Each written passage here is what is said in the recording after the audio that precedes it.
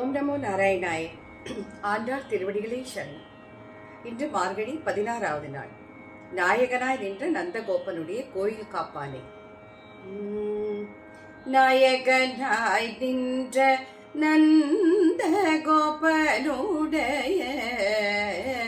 நாயகனாய் நின்ற நந்தகோபனுடைய கோயில் காப்பானே.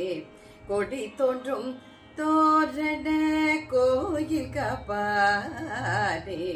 கொடி தோன்றும் தோரண வாயில் காப்பானே.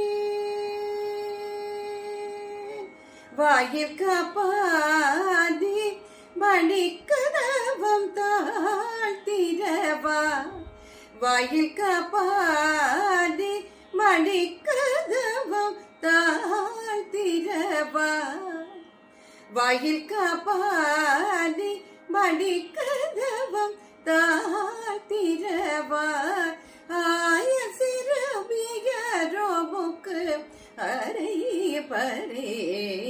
மாயன் வழி வண்ட நின்னலே வாய் நின்றான். வாயன் வழி வண்ட நின்னலே வாய் நின்றான். தூயோவாய் வந்து துயிலிட பாடுவான். வாயால் முண்டம் முண்டம் மாட்டாதேயம் மதி. வாயால் முண்டம் முண்டம் மாட்டாதேயம் மதி. நீய நிலை கதவம் நீ கேடோரெம்பாய். நீய நிலை கதவம் நீ கேடோரெம்பாய்.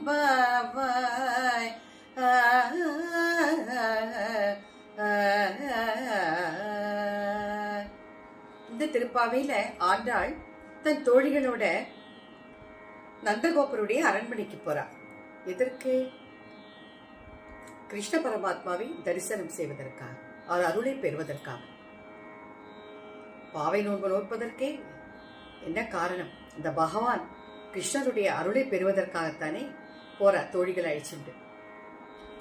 ஆண்டாள் பிறந்தது ஸ்ரீவில்லிபுத்தூரில். ஆனால் ஆண்டாள் தன்னை ஆயர்பாடியில் பிறந்ததாகவே பாவித்துக் கொண்டு கற்பனை செய்து கொள்கிறார். தன்னை கோபிகையாகவும் தன் தோழிகளை எல்லாம் கோபிகாஸ்திரிகளாக தான் நினைச்சுக்கிறார். ஆயர்பாடி ஆயர்குல பெண்களாக தான் தன்னையும் தன் தோழிகளையும் ஆண்டாள் பாவிச்சுருக்கா, நினைச்சுருக்கா. இப்போ நந்தகோபருடைய மாளிகை முன் போயாச்சு. போயிட்டு வாயில் காப்பாளன் இருக்கான் இல்லையா, அந்த வாயில் காவலனை கதவை திறங்கிறான். அழகான மணிக்கதவு.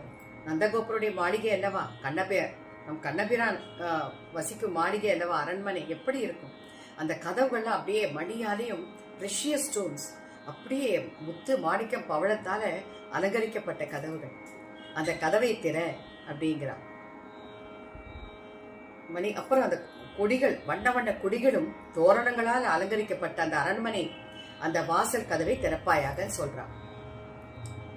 மாயன் மணிவண்ணன் முன்னலே வாய் நேர்ந்தான். எதற்கு? ஆயர் சிறுமியரோ முக்கு அரைப்பறை. மாயன் மணிவண்ணன் முன்னலே வாய் நேர்ந்தான். எங்களுக்கு அந்த மாயக்கண்ணன் இருக்கானே, மாயாஜாலங்களை புரியும் கண்ணன், அவன் என்ன சொன்னான் தெரியுமா? அவன் எங்களுக்கு இது கார்மேக நிறத்தை ஒத்த அந்த வண்ணன், கார்மேக வண்ணன், மாயன் மணிவண்ணன் கார்மேக வண்ணன் எங்களுக்கு குட்டி குட்டி பறை முரசு எல்லாம் கொடுக்குறேன்னு சொன்னா. இதுக்கு பாவை நோன்பு நோட்பதற்காக. அதற்காகத்தான் நாங்கள் தூயோமாய் வந்தோம். துயிலிழ பாடுவான். அவர் கண்ணபிரான நாங்க துயில் எழுப்பதற்கு குளிச்சு விட்டு தூய்மையா வந்திருக்கும். இந்த ஆண்டாள் என்ன சொல்றானா, கடவுளை அடைவதற்கு உடம்ப மட்டும் சுத்தம் செய்தா போறாது, குளிச்சா உடம்புல கழுக்கு போயிடும். மனசும் சுத்தமா இருக்கணும். இந்த ஆத்மா, சுத்தமான ஆத்மாவாலதான் கடவுளை அடைய முடியும். அதனாலதான் நாங்க தூயமாய் வந்தோம், துயிலிழ பாடுவான். தூய்மையாக உடம்பாலையும் மனதாலும் நாங்கள் தூய்மையாக வந்திருக்கிறோம், கண்ணபிரானை தரிசிப்பதற்கு, அவரை தூக்கத்திலிருந்து எழுப்புவதற்கு. வாயால் முன்னம் மாற்றாதே எம்மானி. நேய நிலைக்கதவும் நீக்கினோர் எம்பாவாய். நீ முன்னாடி நான் திறக்க மாட்டேன்னு சொல்லக்கூடாது, அபசகுண வார்த்தைகளை பேசக்கூடாது. அதான் ஆண்டாள் சொல்றா, எப்போதுமே அபசகுண வார்த்தைகளை பேசக்கூடாது. நம்ம யாராவது கூட நம்மகிட்ட ஏதாவது அந்த காரியத்தை நாங்கள் செய்ய போறேன்னு, ஐயோ செய்யாத, அது நல்லா வராது சொல்லக்கூடாது.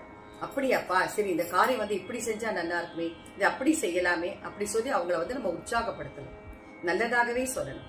அதுதான் ஆண்டாள் சொல்ற, அபசகுன வார்த்தையில் என்றுமே பேசக்கூடாது. ஆண்டாள் திருவடிகளே சரணம். ஆண்டாள் திருவடிகளே சரணம். ஓம் நமோ நாராயணாய. இந்த திருப்பாவின் அர்த்தம் இதுதான்.